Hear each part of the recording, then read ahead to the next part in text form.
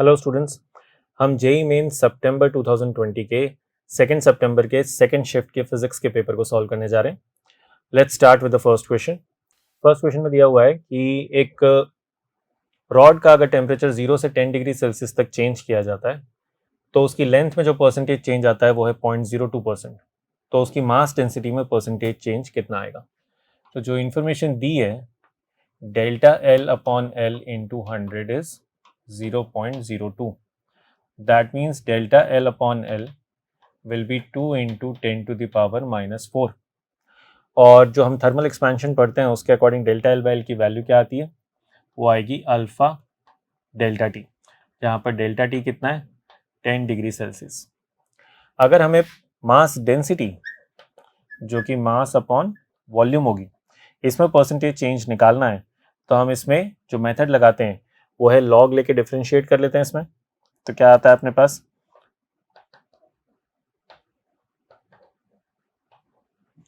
और डिफ्रेंशिएट करने पर जो स्मॉल चेंज होगा उसको डेल्टा रो लिख दिया मैंने, डी रो लिखने के बजाय डेल्टा रो अपॉन रो। मास में तो कोई चेंज आएगा नहीं, तो यहाँ आ जाएगा minus of delta V upon V into 100 दोनों तरफ कर देता हूँ क्योंकि परसेंटेज चेंज हमें फाइंड करना है। तो मास डेंसिटी में परसेंटेज चेंज निकालने के लिए डेल्टा वी बाई वी की वैल्यू की जरूरत है। हमारे पास डेल्टा एल बाई एल है, तो डेल्टा वी बाई वी अगर मैं सेपरेट कैलकुलेट करूँ अगर, तो that will be equal to gamma delta T, और गामा जो होता है वो 3 अल्फा के बराबर होगा। तो यहाँ पर 3 अल्फा डेल्टा टी आ जाएगा। अब अल्फा डेल्टा टी की वैल्यू है तो 3 अल्फा डेल्टा टी की वैल्यू इसकी 3 टाइम्स हो जाएगी, 6 इंटू 10 टू द पावर -4। वो हमें यहाँ पे रखना है, तो यहाँ से आ जाएगा minus of 6 into 10 to the power -2 इस 100 की वजह से। इसका मतलब है परसेंटेज चेंज कितना आ गया? 0.06%। ये फाइनल आंसर हो गया। ओके, इस सेकेंड क्वेश्चन में हमें एक लूप दिया हुआ है ABCDEF, ठीक है। इस लूप का मैग्नेटिक मोमेंट फाइंड करना है और जो करंट की डायरेक्शन दे रखी है क्वेश्चन में वो इस तरह से दे रखी है लूप में। अब ये लूप एक्चुअली एक प्लेन में लाई नहीं करता। एक्स लूप का एक पोर्शन है जो कि XZ प्लेन में, ठीक है, और लूप का एक पोर्शन है जो कि YZ प्लेन में।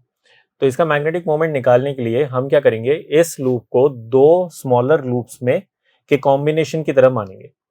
हम क्या करेंगे, एक वायर ऐड कर देते हैं, ये ए और डी के बीच में एक वायर ऐड कर दिया, और इस वायर में वैसे तो यहाँ पे कोई करंट नहीं फ्लो हो रहा, लेकिन हम ये मान लेते हैं कि इक्वल एंड ऑपोजिट जो लूप में करंट फ्लो हो रहा था ना, वैसा इस डायरेक्शन में भी आई करंट फ्लो हो रहा है और इस डायरेक्शन में भी आई करंट फ्लो हो रहा है।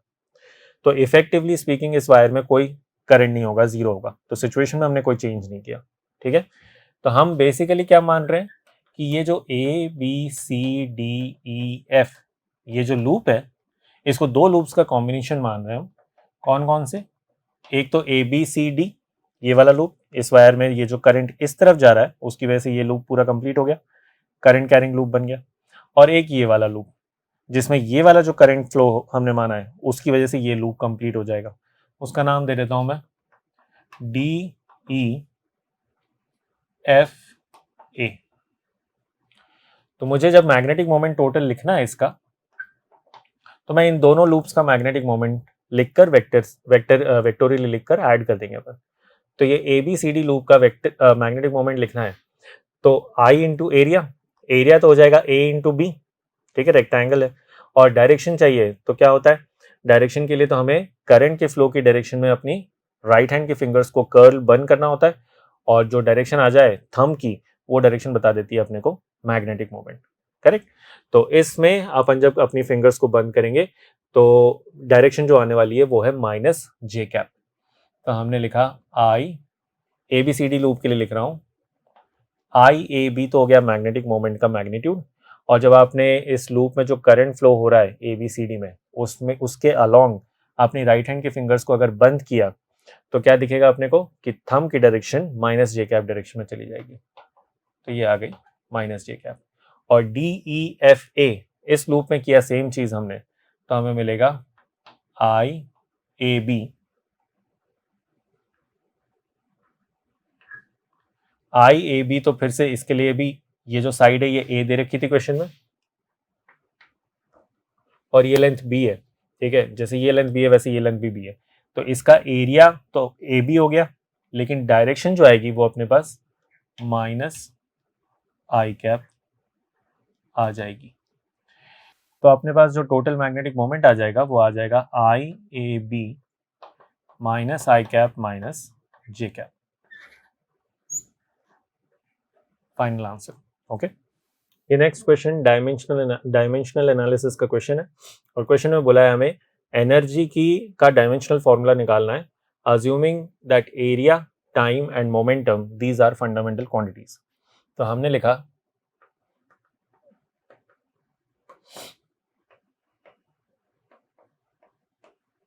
इस तरह से लिख लिया, एरिया, टाइम और मोमेंटम को जो सिंबल्स दिए थे उनके टर्म्स में लिख दिया और डायमेंशनल फॉर्मूला इस तरह से आएगा। नाउ इन सब के जो हमारे पास एक्चुअल जो फंडामेंटल क्वांटिटीज होती हैं उनके टर्म्स में जो डायमेंशनल फॉर्मूले हैं वो लिख लेते हैं। एनर्जी का हो गया ml2t-2, एरिया के लिए l⁻², टाइम तो खुद ही फंडामेंटल क्वांटिटी वैसे भी होता है, और मोमेंटम के लिए mlt-1, mass into velocity. Right hand side को सिंप्लीफाई किया तो मास की पावर आ जाती है z, l की पावर आ जाती है 2x प्लस z और t की पावर आ जाती है y minus z। Left hand side पे मास की पावर 1, l की पावर 2, t की power -2। Now let's compare the powers on left and right hand side. तो z की वैल्यू मिल जाती है अपने को 1, एक इक्वेशन।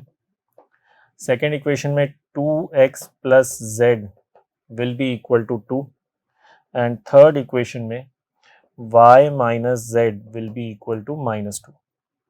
z इक्वल टू 1 अगर यहाँ पर रख दिया तो यहाँ से मिलता है x is equal to half. जो फाइनल वैल्यूज मिलती जाती है उनको बॉक्स में रख देते हैं और z की वैल्यू यहाँ पर अगर 1 रख दी तो हमें मिल जाता है y इज इक्वल टू -1। ये तीनों वैल्यूज आ गई, दैट मीन्स हमारे पास इसका फाइनल डायमेंशनल फॉर्मूला आ जाएगा जो कि क्या होगा, यहाँ पे लिख देता हूँ, a की पावर आ जाएगी हमारे पास हाफ, t की पावर आ जाएगी हमारे पास -1 और p की पावर आ जाएगी हमारे पास 1। तो this will be the final answer. Okay, इस नेक्स्ट क्वेश्चन में एक इलेक्ट्रोमैग्नेटिक वेव के लिए इलेक्ट्रिक फील्ड और मैग्नेटिक फील्ड जो है वो कौन से यूनिट वेक्टर्स के अलोंग है ये दे रखा है और इस इंफॉर्मेशन से हमें ये निकालना है कि डायरेक्शन ऑफ प्रोपगेशन जो है उसकी डायरेक्शन ऑफ प्रोपगेशन में यूनिट वेक्टर निकालना है। तो सिंपल सा है, हमें तो पता है कि ई कैप क्रॉस बी कैप ये हमें जो इलेक्ट्रोमैग्नेटिक वेव है उसकी जिस डायरेक्शन में वेलोसिटी होगी उस डायरेक्शन में एक यूनिट वेक्टर दे देगा, ठीक है। तो E cap cross B cap करना है, we will get a unit vector जो कि डायरेक्शन ऑफ प्रोपगेशन में होगा। तो हमें ई कैप दे रखा है के कैप और मैग्नेटिक फील्ड की डायरेक्शन में जो यूनिट वेक्टर है वो होगा I cap minus J cap by √2। Cross product करना है तो हमने लिखा E cap cross B cap 1/√2 तो कांस्टेंट ले लिया, के कैप क्रॉस आई कैप किया तो जे कैप आ जाएगा और के कैप क्रॉस जे कैप किया तो माइनस आई कैप आएगा, बट माइनस माइनस प्लस हो जाएगा। तो this is the direction of propagation. Okay, इस नेक्स्ट क्वेश्चन में दो कॉन्सेंट्रिक स्फीयर्स दे रखे हैं जिनका रेडियस स्मॉल आर और कैपिटल आर है। इनके ऊपर जो टोटल चार्ज है मिलाकर, दोनों पर तो मिलाकर टोटल वो कैपिटल क्यू है। डायग्राम बना लेते हैं, एक का रेडियस स्मॉल आर, एक का रेडियस कैपिटल आर, ये दोनों स्फीयर्स का सेंटर ओ मान लिया। इनर वाले पर चार्ज Q1 मान लेते हैं, आउटर वाले पर Q2। तो जो क्वेश्चन में इंफॉर्मेशन दी है उसके according Q1 plus Q2 will be equal to capital Q। और एक चीज और दी है कि दोनों के ऊपर जो सरफेस चार्ज डेंसिटीज हैं वो इक्वल है, मतलब कि Q1 upon 4 pi R square must be equal to Q2 upon 4 pi R square. यहाँ से मुझे पता चलता है कि Q1 अपॉन Q2 का जो रेशियो है that will be small R square upon capital R square. ये जो 1 और 2 इक्वेशन है, दिस एंड दिस, इससे मैं Q1 और Q2 की वैल्यू निकाल सकता हूँ। तो फ्रॉम 1 and 2 हमारे पास आता है Q1 is equal to capital Q into small R square upon this, and Q2 की जो वैल्यू आ जाती है वो आ जाती है capital Q into capital R square upon this. अब हमसे पूछा क्या क्या था, सेंटर पर पोटेंशियल। हॉलोस्फीयर के कारण सेंटर पर पोटेंशियल लिखना हो तो बहुत ही सिंपल सा फॉर्मूला होता है KQ1/R, इसकी वजह से हो गया, और आउटर वाले की वजह से KQ2/R। Q1 और Q2 की वैल्यूज यहाँ पे रखनी है, तो देखो capital Q upon capital R square plus small R square तो कॉमन आ जाएगा, ठीक है। तो KQ upon capital R square plus small R square तो कॉमन आ गया। Q1/R था तो ये बचेगा, ये तो कॉमन आ चुका है, small R square by small R बचेगा, तो एक आर तो कैंसिल हो जाएगा, और इसमें capital R square upon capital are आएगा तो उसमें भी एक आर कैंसिल हो जाएगा। तो this is the potential at centre of both of these concentric hollow spheres. Okay, ये नेक्स्ट क्वेश्चन फ्लूइड मैकेनिक्स में सरफेस टेंशन का जो कॉन्सेप्ट होता है उसमें rise in a capillary tube से रिलेटेड है, और सीधा सा स्ट्रेट फॉरवर्ड क्वेश्चन है। क्वेश्चन में पूछा है कि एक कैपिलरी ट्यूब का रेडियस, जो लिक्विड है उसकी डेंसिटी, सरफेस टेंशन की वैल्यू लिक्विड के लिए, और लिक्विड और कैपिलरी ट्यूब के बीच में कॉन्टैक्ट एंगल सब देकर rise in the liquid, rise of liquid in that capillary tube की कितनी हाइट तक राइज करेगा, ये पूछा है। इसका तो हमारे पास डायरेक्ट फॉर्मूला होता है 2t cos theta upon rho g R. इसमें ये सरफेस टेंशन हो गया, this is the contact angle between liquid and capillary tube, ये डेंसिटी हो गई, एक्सेलरेशन ड्यू टू ग्रेविटी, और ये radius of capillary tube. Values put करनी है बस हमें। तो सरफेस टेंशन दे रखा है 1/20, ऐसा यूनिट्स में रखेंगे। यहाँ पर cos 60 डिग्री अपॉन डेंसिटी में 667, जी की वैल्यू 10 लेनी है अपने को, और स्मॉल आर की वैल्यू जो दे रखी है उसको अगर ऐसा यूनिट्स में लिखेंगे तो अपने पास ये आएगा, ठीक है। तो ये cos 60 डिग्री से तो ये 2 कैंसिल हो जाएगा, और ये जो है इसको सिंप्लीफाई करके आंसर जो है it comes out to be very close to 0.05 metre, मतलब कि 5 सेंटीमीटर्स के करीब, ठीक है। तो ये हमारा फाइनल आंसर हो गया। ओके, ये क्वेश्चन है करंट इलेक्ट्रिसिटी चैप्टर में जो एक्सपेरिमेंट्स पढ़ते हैं अपन, उसमें एक डिवाइस होता है पोटेंशियोमीटर, उससे रिलेटेड। तो ये सर्किट दे रखा है क्वेश्चन में, और बोला है कि ये 1.02 वोल्ट्स के लिए बैलेंस पॉइंट जो मिलता है इस वायर पर, पोटेंशियोमीटर वायर है, वो बैलेंस पॉइंट ए पॉइंट से 51 सेंटीमीटर्स के डिस्टेंस पर मिलता है। तो पोटेंशियल ग्रेडियंट पूछा है इस पोटेंशियोमीटर वायर का, ठीक है। तो इसमें देखो ये रेजिस्टर वगैरह जो लगा हुआ है, जब बैलेंस पॉइंट आएगा तो इस ब्रांच में कोई करंट तो फ्लो हो नहीं रहा होगा, ये की तो ओपन है, तो इस ब्रांच में कोई करंट तो नहीं फ्लो हो रहा होगा। इसका मतलब ये रेजिस्टर होने ना होने का कोई फर्क नहीं पड़ता, क्योंकि इसके अक्रॉस पोटेंशियल डिफरेंस कुछ होगा नहीं।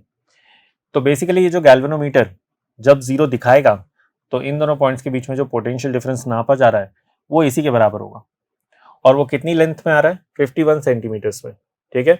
और पोटेंशियल ग्रेडियंट इस वायर में क्या रहता है, यूनिफॉर्म रहता है।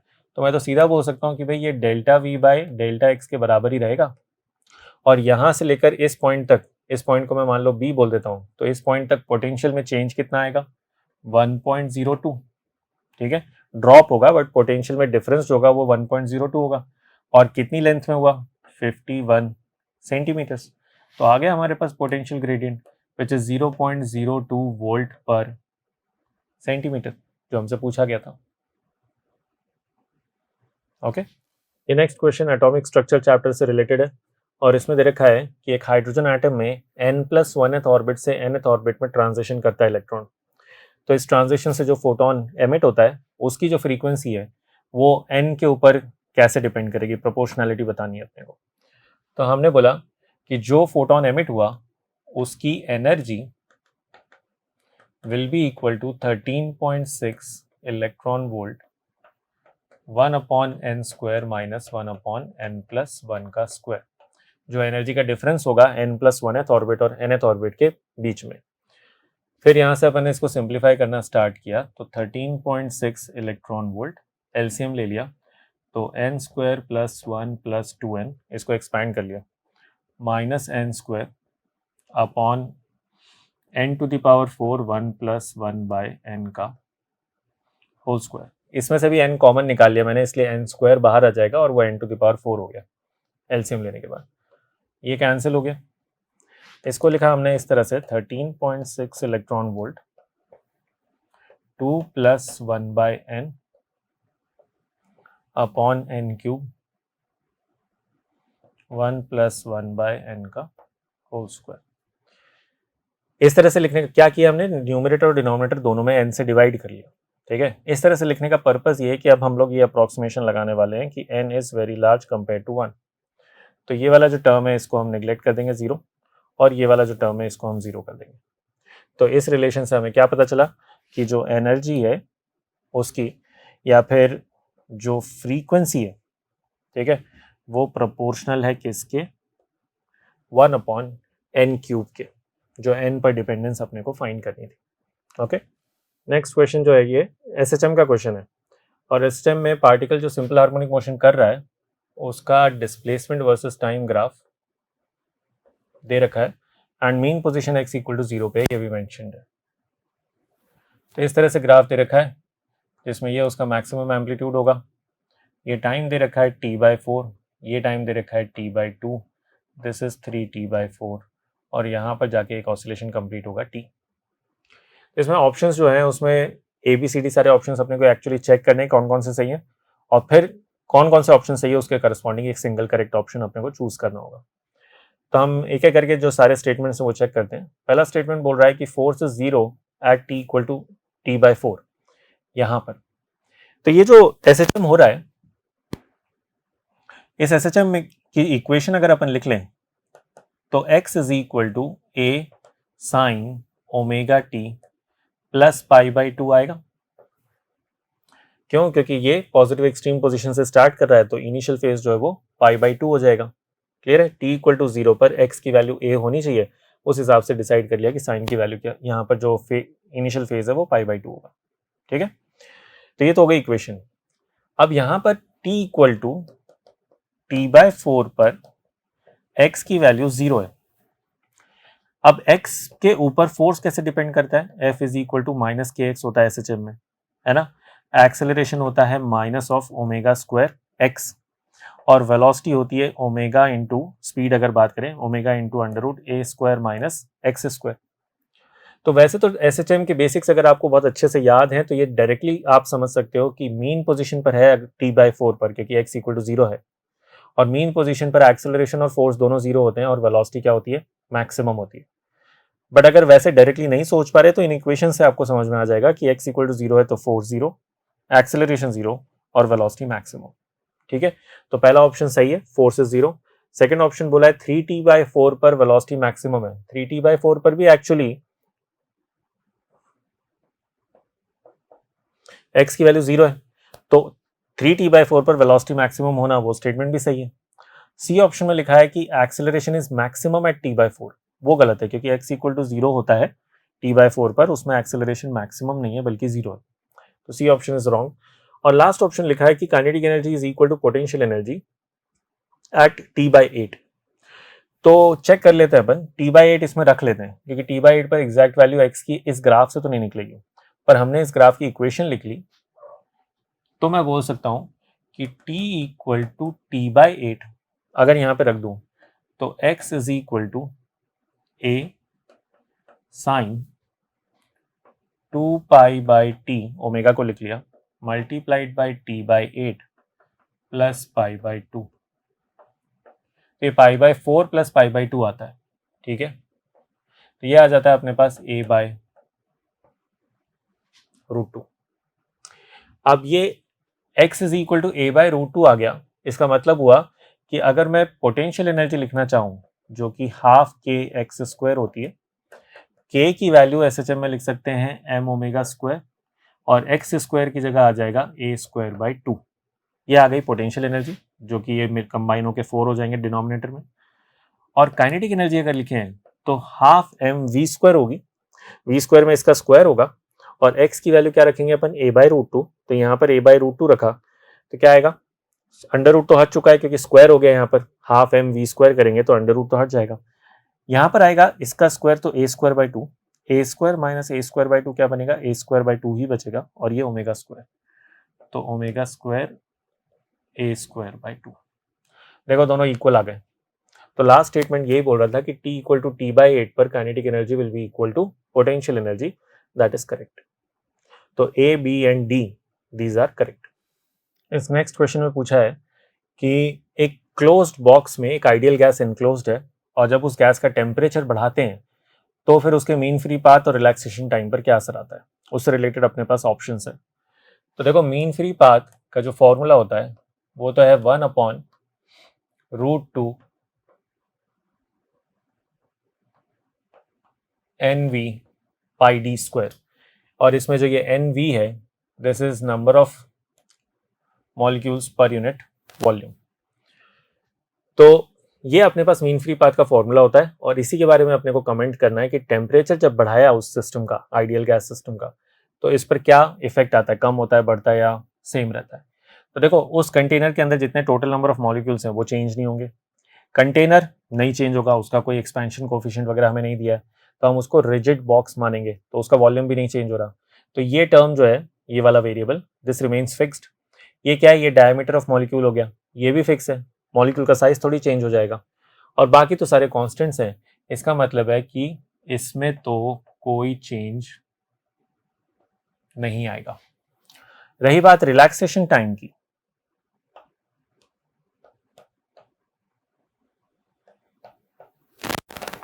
तो रिलैक्सेशन टाइम के लिए तो सिंपल सा लॉजिक है कि जब आप टेम्परेचर बढ़ाओगे तो फ्रीक्वेंसी ऑफ कोलिजन्स जो है वो बढ़ जाएगा। मीन फ्री पाथ पे तो कोई असर आ नहीं रहा, जबकि स्पीड जो है मॉलिक्यूल्स की वो बढ़ जाएगी। स्पीड बढ़ जाएगी तो कोलिजन्स ज्यादा फ्रीक्वेंटली होंगे, और ज्यादा फ्रीक्वेंटली कोलिजन्स होने का मतलब क्या है, रिलैक्सेशन टाइम, जो कि क्या होता है average time between two collisions, वो क्या हो जाएगा, कम हो जाएगा। तो दो स्टेटमेंट्स हैं, मीन फ्री पाथ जो है वो तो no change, and relaxation time will decrease when temperature of the system is increased. Okay, इस नेक्स्ट क्वेश्चन में सर्किट दे रखा है हमें, आरसी सर्किट जो मैंने यहाँ पर ड्रॉ कर लिया है, और इसमें R1, R2, R3, R4 इन सब के रेजिस्टेंसेज जो हैं वो 2 ओम्स है, और ये 10 वोल्ट की बैटरी है, और हमें एक्चुअली इस कैपेसिटर के अक्रॉस पोटेंशियल डिफरेंस निकालना है इन स्टेडी स्टेट। और सपोज स्टेडी स्टेट आ गया, ठीक है, तो कैपेसिटर फुल्ली चार्ज हो चुका होगा, तो कैपेसिटर जिस ब्रांच में लगा है उस ब्रांच में तो करंट नहीं फ्लो हो रहा होगा। अगर उस ब्रांच में करंट नहीं फ्लो हो रहा, तो जो सर्किट जिसमें करंट फ्लो हो रहा है, इक्विवेलेंट सर्किट अगर मैं बनाऊं, तो वो सर्किट यही बचेगा।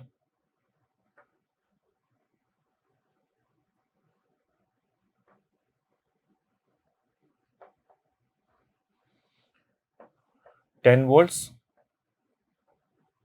2 ओम्स के ये सारे रेजिस्टर्स, और ये सर्किट बचेगा अपने पास। मैंने ये वाली ब्रांच निकाल दी जिस ब्रांच में से कोई करंट नहीं फ्लो हो रहा था, ठीक है। तो ये 2 और 2 ये तो सीरीज में हो गए, इनका इक्विवेलेंट हो गया 4, 4 और ये वाला 2 ये दोनों पैरेलल कॉम्बिनेशन में होंगे, तो इनका इक्विवेलेंट हो जाएगा 4 इंटू 2/4 प्लस 2, और 2 के साथ फिर से ये क्या होंगे, सीरीज में, जो इन सब का इक्विवेलेंट होगा, तो प्लस 2, ये इस सर्किट का आर इक्विवेलेंट आएगा, ठीक है। ये आ गया अपने पास 8/6, दैट इज 4/3 प्लस 2,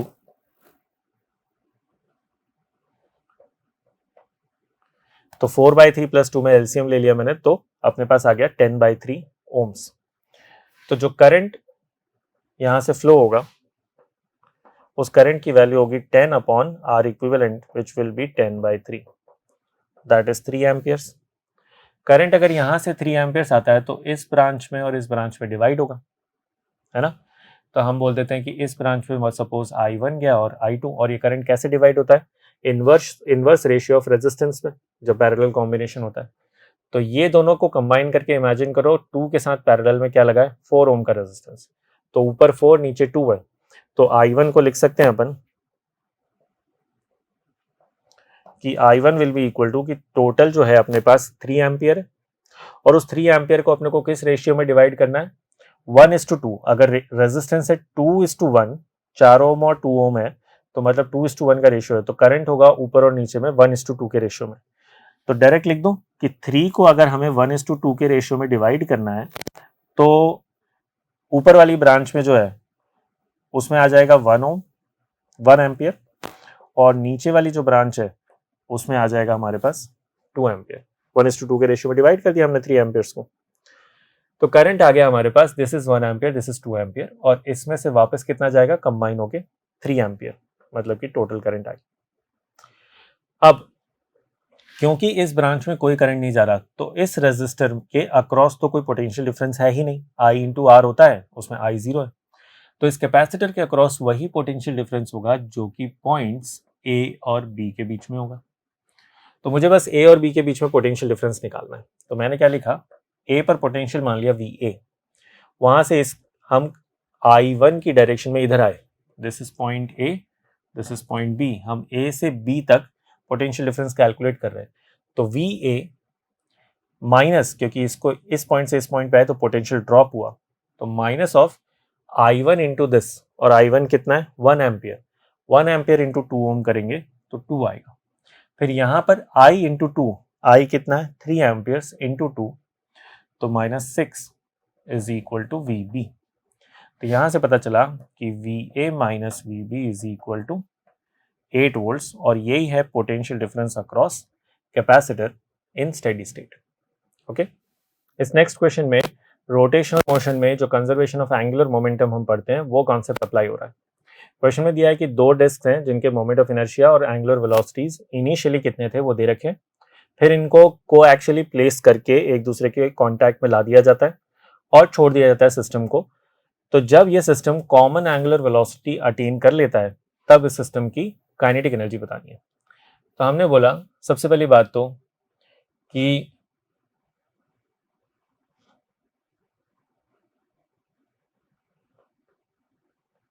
दो डिस्क को इस तरह से कोएक्सियली अरेंज करके एक दूसरे के कांटेक्ट में लाके छोड़ दें तो फ्रिक्शन की वजह से दो एक का ओमेगा बढ़ेगा, एक का कम होगा, लेकिन इवेंचुअली दोनों कॉमन एंगुलर वेलोसिटी अटेन कर लेंगे।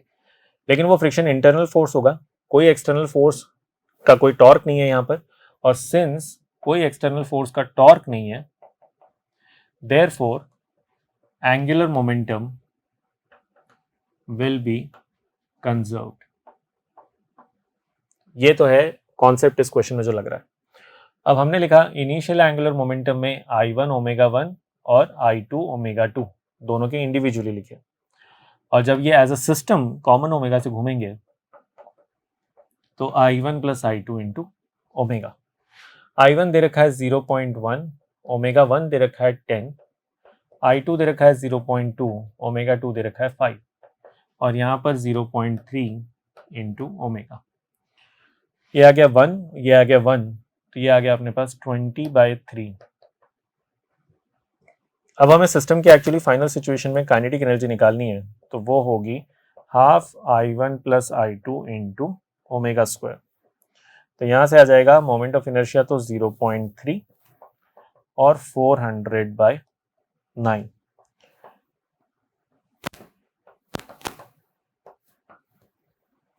तो ये हमारे पास आ गया वापस 20/3 जूल्स। ठीक है, तो final kinetic energy of the system is 20/3 joules. Okay, इस नेक्स्ट क्वेश्चन में बोला है कि एक पॉजिटिव चार्ज Q जिसका मास m है उसको हॉरिजॉन्टली कुछ वेलोसिटी इनिशियल देकर, हॉरिजॉन्टल डायरेक्शन में एक्स एक्सिस मानिए, ये भी बना रखा है डायग्राम में, और vertically downward positive y axis मानिए, तो हॉरिजॉन्टली प्रोजेक्ट कर दिया जाता है और electric field, uniform electric field present है,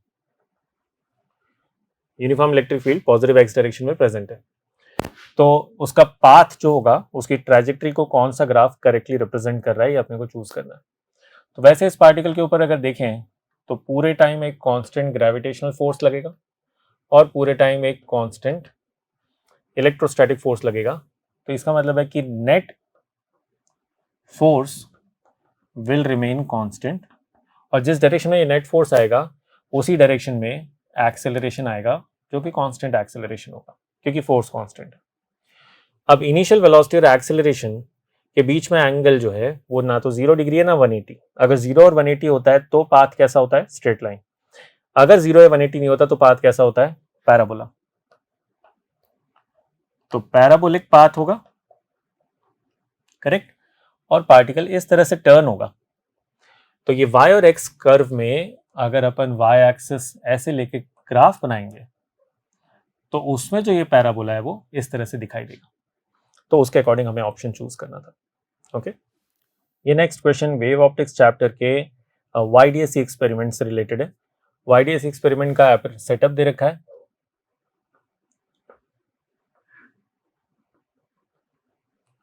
ये डिस्टेंस d दे रखी है,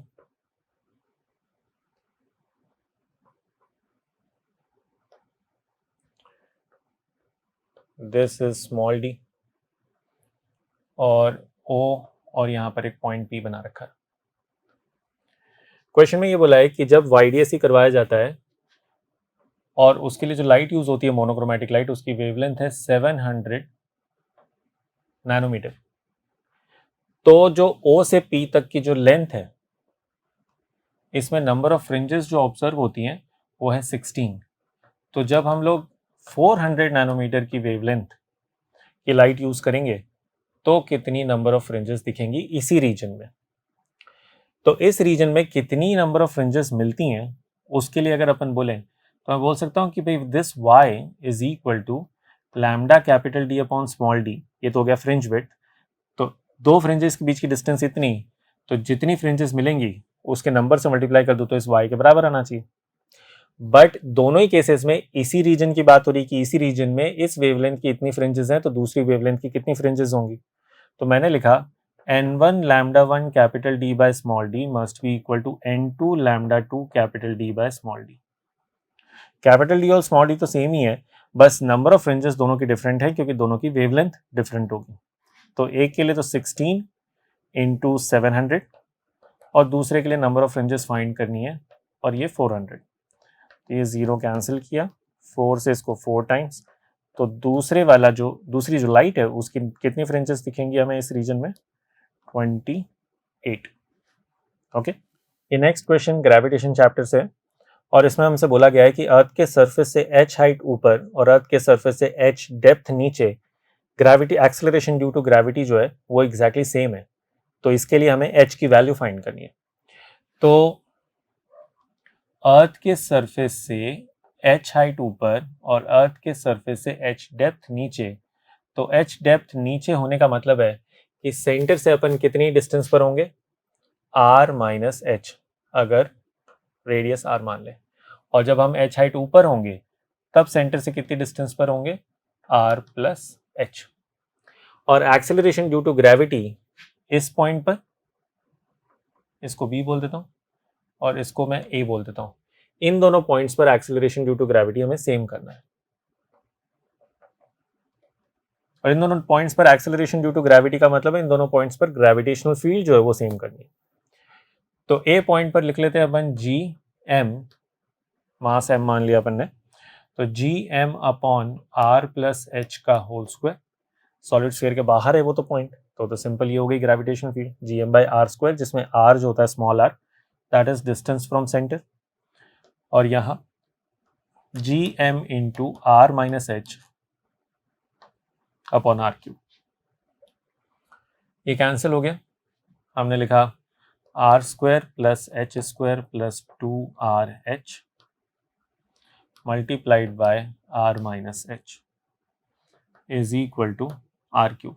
क्रॉस प्रोडक्ट कर दिया, इसको मल्टीप्लाई कर लेते हैं, R cube plus R H square plus 2R square H minus R square H minus H cube और minus 2RH square is equal to R cube.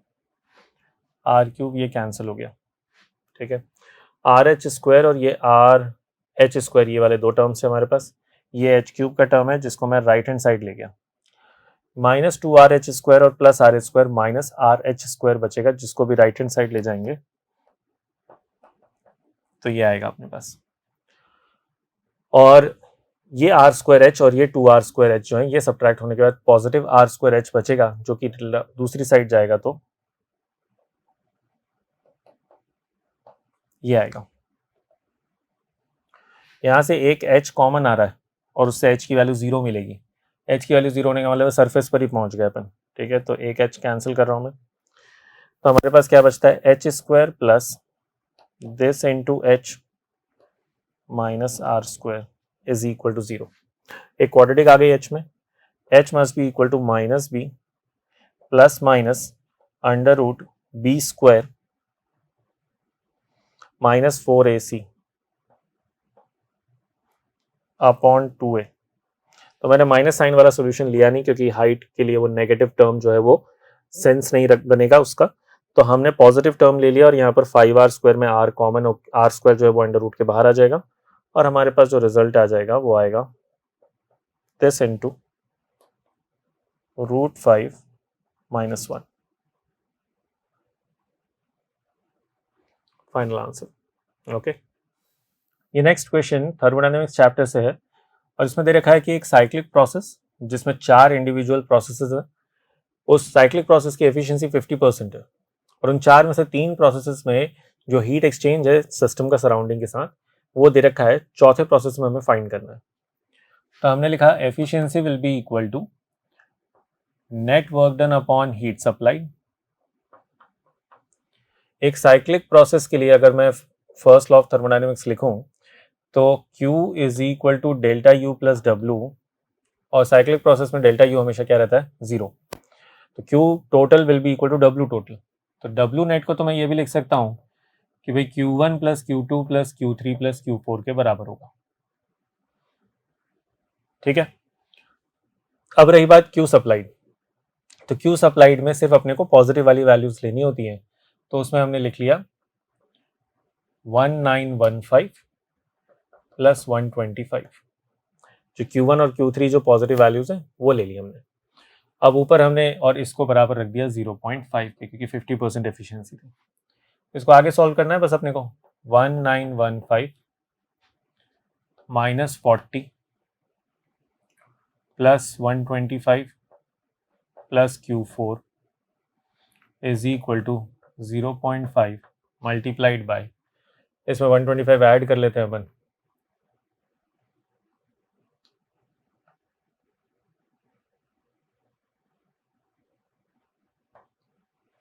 तो अपने पास आ जाता है 2040।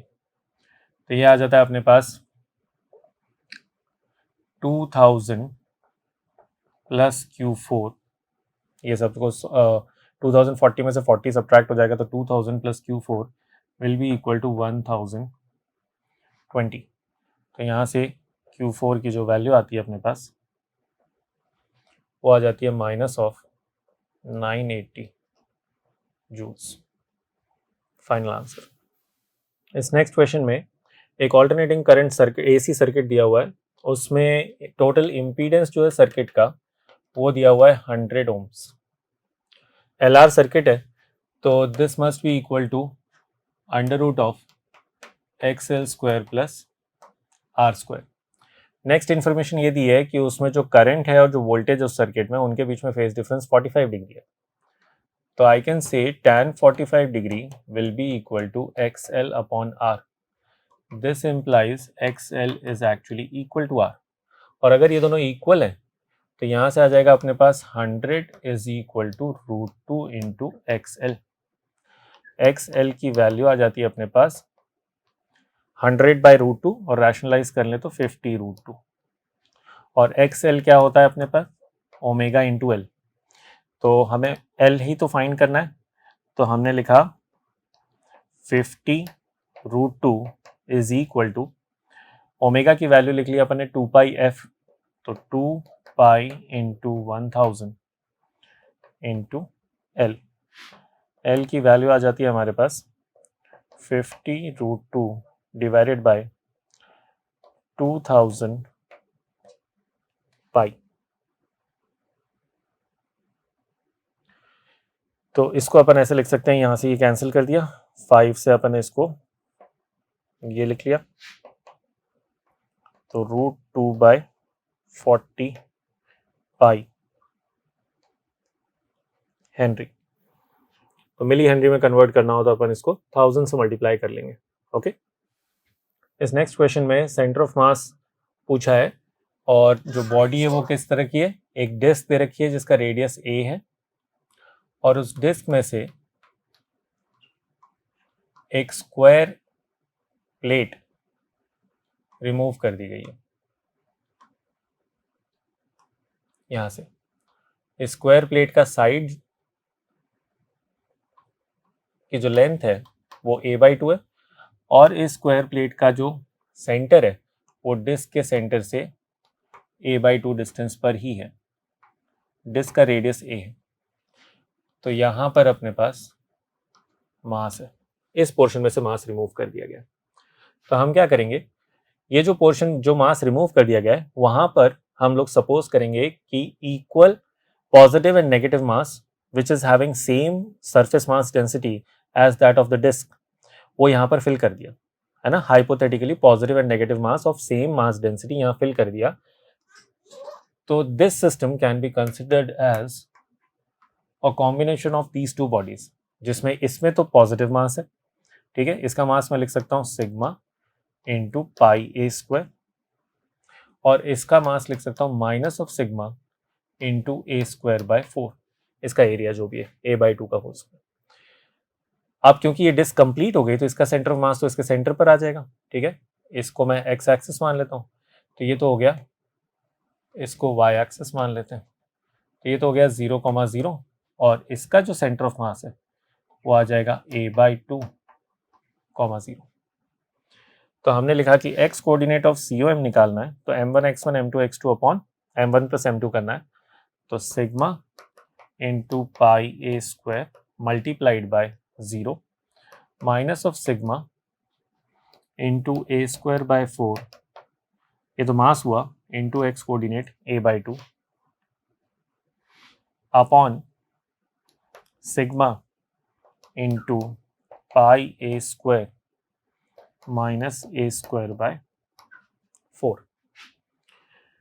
m1 x1 then m2 x2, ठीक है, मास नेगेटिव था, upon m1 plus m2 में ये वाले टर्म्स, बट मास नेगेटिव इसलिए माइनस साइन आ गया। यहाँ से सिग्मा कॉमन आकर कैंसिल हो रहा है, ठीक है। वैसे भी ये वाला टर्म तो खैर 0 हो गया था, तो इस टर्म को तो अपने को अकाउंट में लेने की जरूरत ही नहीं है। तो सिग्मा यहाँ से कैंसिल हो गया, और ये जो ए स्क्वायर है ये भी कॉमन आकर कैंसिल हो रहा है। तो हमारे पास जो X coordinate of centre of mass आ रहा है वो हमारे पास न्यूमरेटर में तो आ रहा है माइनस ऑफ a/8, ये a बच गया और नीचे 8, और यहाँ पर आ रहा है अपने पास 4 पाई माइनस 1 अपॉन 4, तो ये आ रहा है अपने पास माइनस ऑफ a अपॉन 4, से इसको 2 टाइम्स कैंसिल कर देता हूँ, 2 into 4 pi minus 1। Minus sign का मतलब है इससे लेफ्ट साइड पे सेंटर ऑफ मास की लोकेशन आ गई अपने पास। तो डिस्क का जो सेंटर है उससे इतनी डिस्टेंस पर इस तरफ सेंटर ऑफ मास होगा after this square plate has been removed. Okay, इस नेक्स्ट एग्जांपल में इस डायरेक्शन में मैग्नेटिक फील्ड है यूनिफॉर्म, इस डायरेक्शन से 60 डिग्री एंगल पर पार्टिकल, एक चार्ज पार्टिकल जिसके ऊपर चार्ज है पॉजिटिव Q और मास m है, उसको यहाँ O पॉइंट से प्रोजेक्ट कर देते हैं।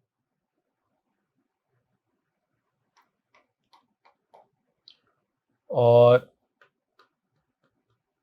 ये जो रीजन है, ये रीजन की ये जो लेंथ है, ये लेंथ है L, ठीक है, जिस रीजन में मैग्नेटिक फील्ड प्रेजेंट है।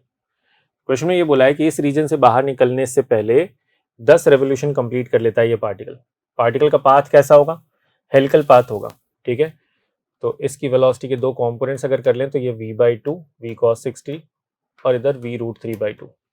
तो ये वाला कंपोनेंट तो कांस्टेंट रहेगा, चेंज नहीं होगा मैग्नीट्यूड में भी और डायरेक्शन में भी। ये वाले कंपोनेंट की डायरेक्शन चेंज होगी, मैग्नेटिक फील्ड की वजह से घूमेगा, तो हेलिकल पाथ होगा with uniform pitch.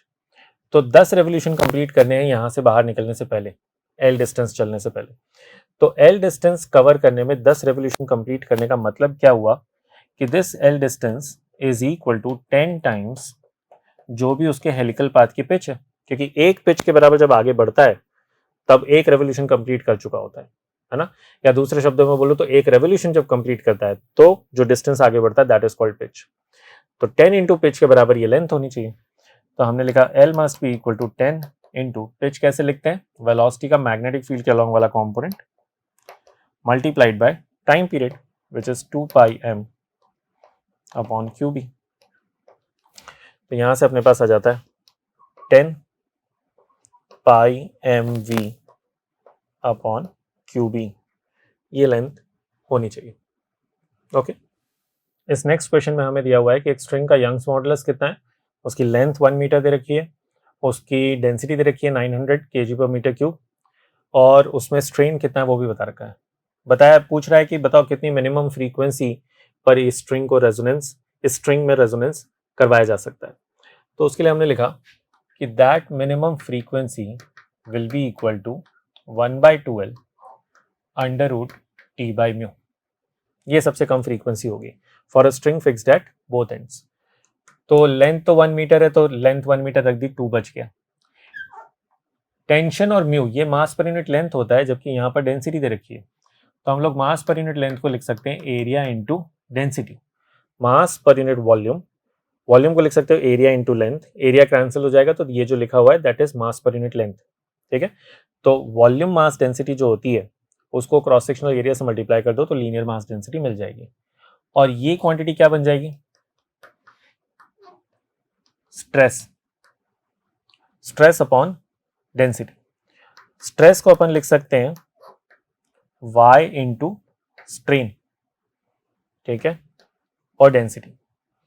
Stress upon strain क्या होता है, यंग्स मॉडुलस, या फिर stress is equal to Young's modulus into strain होता है। तो ये दोनों क्वांटिटीज हमें दे रखी हैं, अब हमें सिर्फ वैल्यूज पुट करनी है। तो 1/2 यंग्स मॉडुलस जो क्वेश्चन में दिया हुआ है 9 इंटू 10 टू द पावर 9, जो स्ट्रेन दे रखा है that is 4.9 into 10 to the power -4 upon density जो दे रखी है दैट इज 900। तो 9 से इसको कैंसिल किया, ये तो 100 आ गया, 100 को ऊपर लेके तो 10 टू द पावर -6 हो जाएगा। 10 टू द पावर 9 में से 10 टू द पावर -6 गया तो 10 टू द पावर 3 बचा, और 4.9 इंटू 10 टू द पावर 3 मतलब 4900, जो कि अंडर रूट के बाहर आएगा तो 70, और 70 upon 2 35 hertz. This is the minimum frequency. Okay, ये next question geometrical optics chapter का क्वेश्चन है। एयर से ग्लास फेयर के अंदर जो लाइट रे है वो यहाँ से एंटर करती है at an angle of incidence 60 degree. Refraction होता है यहाँ पे, इस सरफेस पर पार्शियल रिफ्लेक्शन होता है और रिफ्रैक्शन होता है।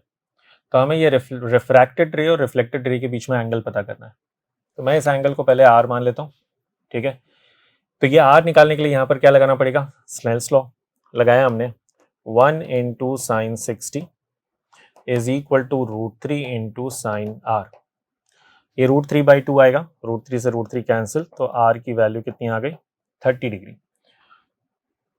अच्छा, ये एंगल अगर 30 डिग्री है तो ये दोनों साइड्स तो बराबर हैं इस ट्राइंगल में, ये रेडियस है और ये भी रेडियस है, तो this angle will also be 30 degree. यहाँ पर पार्शियल रिफ्लेक्शन होगा तो लॉज ऑफ रिफ्लेक्शन फॉलो होंगे वहां पर, तो ये एंगल भी कितना होगा, 30 डिग्री। और इस सरफेस से जब वो बाहर निकलेगा तो वापस से स्नेल्स लॉ लगाना होगा, तो सेम इक्वेशन बनेगी जो यहां बनी, तो ये एंगल ऑफ इमर्जेंस जो होगा दिस विल बी 60 डिग्री। तो ये टोटल 180 होना चाहिए था, 60 और 30 हो गया, तो ये थीटा कितना हो गया, 90 डिग्री, इमर्जेंट रे और रिफ्लेक्टेड रे के बीच में एंगल। ओके, इस नेक्स्ट क्वेश्चन में दिया हुआ है कि एक 20 माइक्रोफैरेड के कैपेसिटर को 50 वोल्ट्स की बैटरी से चार्ज किया जाता है, ठीक है, 50 वोल्ट्स एंड 20 माइक्रोफैरेड। तो इसके ऊपर कुछ चार्ज आ जाएगा Q और -Q, that charge will be equal to CV, and वो हमें जो मिलेगा वो होगा 20 माइक्रोफैरेड मल्टीप्लाइड बाय 50।